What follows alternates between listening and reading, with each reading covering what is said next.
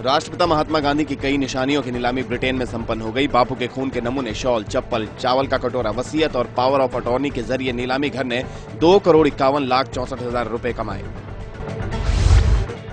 America में आए चक्रवात ने ओक्लाहोमा शहर के मूर इलाके को बुरी तरह से तबाह कर दिया है। अधिकारियों का कहना है कि इस चक्रवात में 41 लोग मारे गए। हालांकि स्थानीय चिकित्सा अधिकारी एमी एलियोट ने जानकारी दी है कि 40 अन्य लोगों की मौत हो गई है। ताजा आंकड़े आने के बाद मरने वालों की संख्या 91 हो गई है। इस चक्रवात से घर और इमारतें बुरी तरह से क्षतिग्रस्त हो गए हैं। इस चक्रवात की गति 321 किलोमीटर प्रति घंटा थी।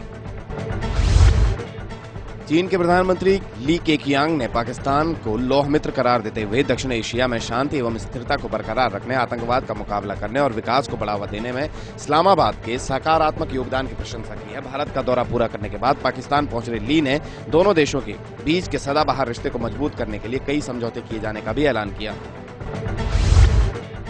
विभिन्न मुद्दों को लेकर व्यापक जन प्रदर्शनों का सामना करने वाली रूस सरकार अब एक ऐसा कानून बनाने जा रही है जिसमें धर्म के विरुद्ध कुछ भी बोलने पर जेल की सजा का प्रावधान होगा। रूसी संसद के 450 सदस्यीय निचले सदन ड्यूमा ने अब नए विधेयक पर 4 मतों के मुकाबले 304 मतों से मुहर लगा दी है। इस विधेयक को अब संसद के ऊपरी सदन, संघीय परिषद और राष्ट्रपति व्लादिमीर पुतिन से मंजूरी मिलने की औपचारिकताएं बाकी रह गई हैं।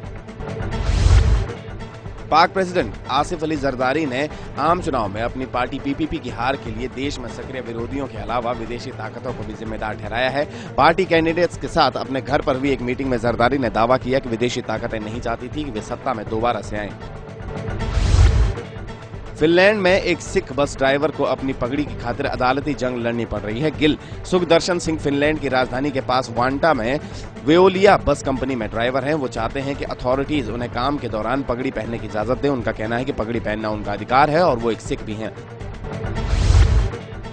अमेरिका के राष्ट्रपति बराक ओबामा ने प्रेस की आजादी पर पूरा यकीन जताते हुए कहा कि वो कतई नहीं चाहते कि पत्रकारों को उनका फर्ज पूरा करने के लिए दंडित किया जाए। अमेरिका के राष्ट्रपति भवन व्हाइट हाउस के प्रवक्ता जे कॉर्नी ने इस बारे में जानकारी दी। उन्होंने बताया कि राष्ट्रपति ओबामा का मानना है कि राष्ट्रीय सुरक्षा और पत्रकारों को स्वतंत्र होकर काम करने के बीच में एक संतुलन कायम किए जाने की जरूरत है। सीरिया सरकार का कहना है कि इजराइल द्वारा उनकी संप्रभुत्ता का उल्लंघन करने पर उनके पास जवाबी कार्रवाई करने का अधिकार मौजूद है। संयुक्त राष्ट्र को लिखे एक पत्र में सीरिया के विदेश मंत्री ने इजराइल की तरफ से किए जा रहे युद्ध विराम का उल्लंघन की शिकायत दी है। सीरिया ने संयुक्त राष्ट्र से इजराइल द्वारा किए जा रहे उल्लंघन पर रोक लगाने की मांग भी की है।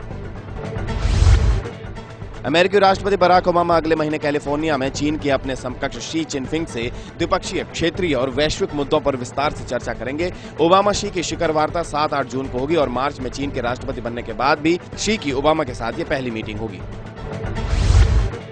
पाकिस्तान के पूर्व सैन्य शासक जनरल परवेज मुशर्रफ को बेनजीर भुट्टो मर्डर के इस मामले में जमानत मिल गई है। हालांकि मुशर्रफ को इस बेल से कोई खास राहत नहीं मिलने वाली। वो अभी भी 2 मामलों का सामना कर रहे हैं। पहला 2007 में इमरजेंसी के दौरान जजों को हिरासत में रखने का मामला। दूसरा केस 2006 में एक मिलिट्री ऑपरेशन में बलूच लीडर अकबर बुगाती की हत्या से जुड़ा हुआ है। इसका मतलब ये है कि मुशर्रफ अभी जेल में ही रहेंगे।